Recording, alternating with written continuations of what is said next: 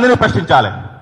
నువ్వు వాళ్ళని ప్రశ్నించిన తర్వాత మా ఈటల రాజేందర్ గారి దగ్గర ఈటల రాజేందర్ గారి యొక్క తల్లి యొక్క కులమిస్తాం, తండ్రి యొక్క కులమిస్తాం, ఆయన మా ముదిరాజు బిడ్డ అని చెప్పి బళ్ళ కొద్దీ మీకు తెలియజేస్తాం. కానీ మహేష్ నాను ఒక బీసీ బిడ్డ అయినావు కాబట్టి ఇంతకన్నా ఎక్కువ నీ గురించి మాట్లాడలేకపోతున్నావు. దయచేసి నువ్వు చేసిన వ్యాఖ్యలను, ఈటల రాజేందర్ గారి పైన చేసిన వ్యాఖ్యలను వెంటనే వెనుకకు తీసుకోవాలని ఈ సందర్భంగా తెలియజేస్తున్నాను. ఈరోజు కాంగ్రెస్ పార్టీ గెలవగానే వాపును చూసి బల్పనుకుంటుంది. ఆ రోజు కేసీఆర్ గారు ముదిరాజులకు ఒక 2 నుంచి 5 ఎమ్మెల్యే టికెట్లు ఇస్తే ఈ రోజు రాష్ట్రంలో మరొకసారి టీఆర్ఎస్ ప్రభుత్వం అధికారంలోకి వచ్చేది. ప్రస్తుతం బీఆర్ఎస్ పార్టీ అధికారంలోకి వచ్చేది. ఆ రోజు కేసీఆర్ ముదిరాజులకు టికెట్లు ఇవ్వలేదు కాబట్టి ముదిరాజులు బీఆర్ఎస్ పార్టీ పైన కోపం పెంచుకొని కాంగ్రెస్ పార్టీని భుజాల మీద ఎత్తుకొని గెలిపించారు. ఈ రోజు కాంగ్రెస్ పార్టీ అధికారంలోకి వచ్చిందంటే ముదిరాజులు పెట్టిన భిక్ష ఈ రోజు కాంగ్రెస్ పార్టీ అధికారంలోకి రావడం. ఈ రోజు కాంగ్రెస్ పార్టీని అధికారంలోకి తీసుకొచ్చిన ముదిరాజులు ఆ ముదిరాలకు సంబంధించిన నాయకులను టార్గెట్ చేస్తూ కోడిగుడ్డు మీద ఈకలు వీకినట్టు ఈటల రాజేందర్ అన్న ఏ అన్న అనుకున్న ఒక చిన్న వాక్యాన్ని పట్టి భూతత్వంలో పెట్టి ఈ రోజు జగ్గారెడ్డి మాట్లాడడం నిజంగా ఎంత అవమానకరంగా ఉందంటే, ఈరోజు జగ్గారెడ్డి నేను సీనియర్ నాయకుడిని అని చెప్తుండు. నిజంగా ఒక సీనియర్ నాయకుడు మాట్లాడాల్సిన మాటలే మాట్లాడినావా జగ్గారెడ్డి? నువ్వు ఏం మాట్లాడినావు? ఈటల రాజేందర్ గంజాయి తీసుకొని మాట్లాడినట్టు నువ్వు మాట్లాడినావు. మరి ఈరోజు తెలంగాణ ప్రజల ముందట, ఈ రోజు తెలంగాణ రాష్ట్ర ప్రజలందరి ముంగట, సబ్బండ కులాల ముంగట ఈటల రాజేందర్ గారిని నిన్ను నిలబెడదాం. మరి నువ్వు గంజాయి తీసుకున్న వ్యక్తిలా ఉన్నావా? ఈటల రాజేందర్ గంజాయి తీసుకున్న వ్యక్తిలా ఉన్నాడా? ఈ రోజు తెలంగాణ ప్రజలే సమాధానం చెప్తారు. ఈ రోజు నిన్ను చూస్తే గంజాయి తీసుకున్న వ్యక్తిలా కనబడతావు.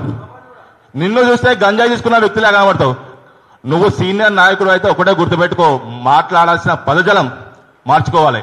ఈ రోజు ఈటల రాజేందర్ ఒక చిన్న పదాన్ని భూతత్వంలో పెట్టి ఈ రోజు ఈటల రాజేందర్ ఇష్టం వచ్చినట్టు ఏకవచనంతో ఇష్టం వచ్చినట్టు మాట్లాడుతున్నావు. ఈ రోజు ఈటల రాజేందర్ అడుగులో గన్నులు పట్టుకొని తిరిగినావు, టౌన్ లో గన్నులు పట్టుకొని తిరిగినా అని చెప్తున్నావు. నువ్వు టౌన్ లో గన్నులు పట్టుకొని తిరిగినావా, తుపాకులు పట్టుకొని తిరిగినావా, నీ తుపాకీ వేలుతుందా పిల్లదా, నీ గన్నులో బుల్లెట్లు ఉన్నాయా లేవా మాకు తెలియదు. కానీ నీ సంగారెడ్డిలో లక్షల మంది ముదిరాజులున్నారు బిడ్డ, గుర్తుపెట్టుకో. నీ సంగారెడ్డిలో లక్షల మంది ముదిరాజులున్నారు. తెలంగాణ ముదిరాజు మహాసభ ఒక్కసారి కనుక పిలుపునిచ్చిందైతే నువ్వు ఈటల రాజేందర్ ఇంటిని ముట్టడి అని పిలుపునిచ్చినావుగా, మేము ముదిరాజులం అందరం కలిసి తెలంగాణ ముదిరాజు మహాసభ తరఫున ఒక్కసారి పిలుపునిస్తే నీ ఇల్లు ముట్టడిచుడు కాదు బిడ్డ, గుర్తుపెట్టుకో. నీ ఇల్లును ఫుట్బాల్ ఆడినట్టు ఆడతారు ముదిరాజులందరూ, ఫుట్బాల్ ఆడినట్టు ఆడతారు జగ్గారెడ్డి, గుర్తుపెట్టుకో. ముదిరాజులతో గతంలో ఒక నాయకుడు పెట్టుకుంటే ఇదే ప్రెస్ భవన్కి వచ్చి ముదిరాజులందరికీ క్షమాపణ చెప్పిపోయిన రోజులు ఉన్నాయి. మరొకసారి నువ్వు అది రిపీట్ కావాలి చేసుకోకు. ఇప్పటికైనా తెలంగాణ ముదిరాజు మహాసభ తరఫున మీ అందరం కూడా మీకు ఒకటే తెలియజేస్తున్నాం. వెంటనే నువ్వు ఏదైతే ఈటల రాజేందర్ గారి పైన ఇష్టం వచ్చినట్టు పదజాలం వాడి ఆయనను ఇష్టం వచ్చినట్టు మాట్లాడినావు, వెంటనే నీ వాక్యాలను నువ్వు మాట్లాడిన మాటలను బేషరతుగా వెనుక తీసుకోవాలి. లేకపోతే ఖచ్చితంగా తెలంగాణ రాష్ట్రంలో తెలంగాణ ముదిరాజ్ మేధావులతో చర్చిస్తాం, తెలంగాణ ముదిరాజ్ విద్యార్థులతో చర్చిస్తాం, తెలంగాణ ముదిరాజ్ మహిళలతో చర్చిస్తాం, తెలంగాణ ముదిరాజ్ ప్రజలందరితో చర్చించి ఖచ్చితంగా నీ ఇంటిని కాదు నీ కాంగ్రెస్ గాంధీ భవనాన్ని ముట్టడిస్తాం, గుర్తుపెట్టుకో జగ్గారెడ్డి. నువ్వు ఒకసారి మాట్లాడినప్పుడు జాగ్రత్తగా మాట్లాడాలని ఈ సందర్భంగా తెలియజేస్తున్నాం. ఈరోజు రాష్ట్రంలో 10 సంవత్సరాలు టీఆర్ఎస్ పార్టీ అధికారంలో ఉన్నప్పుడు ముదిరాజులకు ఉచిత చేప పిల్లల పంపిణీ కార్యక్రమాన్ని తీసుకొచ్చిందే ఈటల రాజేందర్ గారు, బండ ప్రకాష్ గారు. ఆ రోజు జీవో నెంబర్ 6 తీసుకొచ్చిందే ఈటల రాజేందర్ గారు, బండ ప్రకాష్ గారు. ఆ రోజు 2.5 ఎకరాలకు ఒక వ్యక్తి సభ్యత్వం ఉంటే దాన్ని 1 ఎకరానికి కుదించి ఈ రోజు మత్స్యకారులకు అవకాశాలు కల్పించిందే ఈటల రాజేందర్ గారు, బండ ప్రకాష్ గారు. అలాంటి వ్యక్తిని పట్టుకొని ఈ రోజు ముదిరాలకు ఏం చేసినామని మాట్లాడతావా?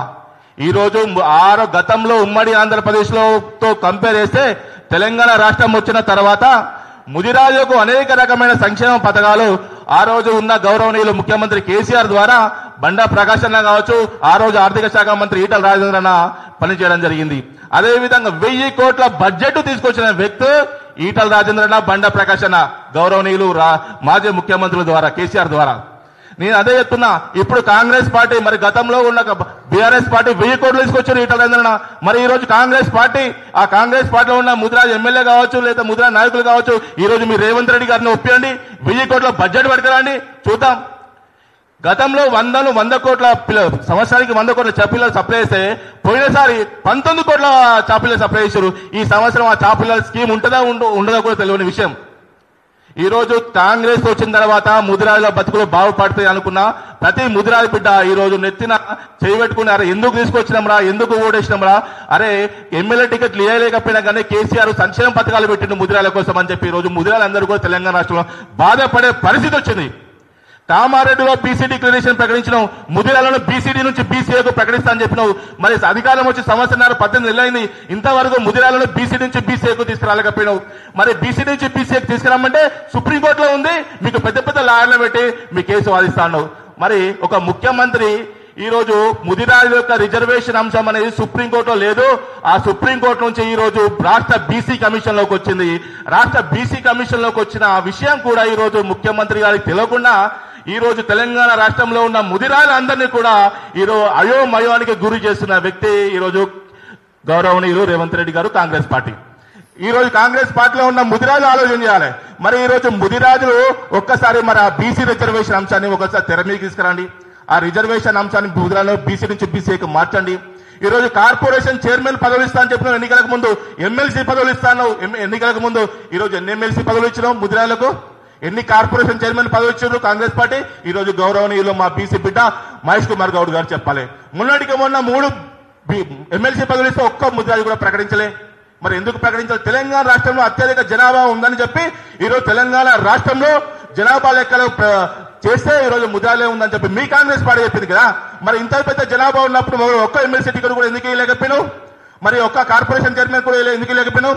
ఒక ముదిరాజు కార్పొరేషన్ పెట్టిరు, ముదిరాజ్ కార్పొరేషన్ పెట్టి అలా ₹1 కూడా పెట్టలే. ఇంతవరకు ముదిరాజ్ కార్పొరేషన్ ఆఫీస్ కూడా అది ఎట్లుందంటే నిజంగా ఒక చిన్న రూము, ఆ రూమ్ లో ఉండాలా ఒక 10 మంది పోతే 10 మంది కూడా పట్టరు, అట్లుంది ముదిరాజ్ కార్పొరేషన్ యొక్క ఆఫీస్. నిజంగా ఈ రోజు గౌరవనీయులు మహేష్ కుమార్ అన్న నిజంగా ముదిరాజుల పైన మీ పార్టీకి చిత్తశుద్ధి ఉన్నట్లయితే ముదిరాజుల రిజర్వేషన్ అంశాన్ని వెంటనే మీరు పరిగణలోకి తీసుకొని దాన్ని వెంటనే మార్చండి. మరొకసారి మహేష్ అన్న చెప్తున్నా, నువ్వు బీసీ బిడ్డ అయిపోయినావు కాబట్టి నేను ఎక్కువ ఏమనలేకపోతున్నావు. నువ్వు ఏదైతే వ్యాఖ్యలు చేసినావో ఈటల రాజేందర్ గారి పైన ఆ వ్యాఖ్యలను వెంటనే వెనుక తీసుకోవాలి, లేకపోతే మా కార్యాచరణ అనేది 2-3 రోజులనే మేము తెలియజేస్తామని ఈ సందర్భంగా యావత్ తెలంగాణ రాష్ట్రానికి తెలియజేస్తున్నాం. Thank you so much.